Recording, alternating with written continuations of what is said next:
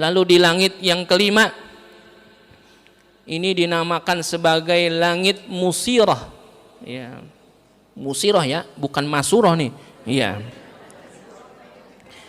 Itu dalam riwayat terbuatnya juga min fiddatin, terbuat dari perak, atau dalam riwayat lain terbuat dari zahab, dari emas. Malaikatnya ngapain? Menyeleksi perbuatan umat manusia dari unsur iri, dengki, adu domba, dan juga penyakit-penyakit hati yang lainnya. Ya, jadi kalau ada orang sholatnya rajin, ibadahnya rajin, tapi ada unsur apa? Iri, dengki, adu domba, itu diapain? Nggak diterima, Bu. Diseleksi. Walaupun dia rajin sholatnya, ibadahnya, tapi masih ada unsur penyakit hatinya, itu diseleksi amal yang nggak diterima.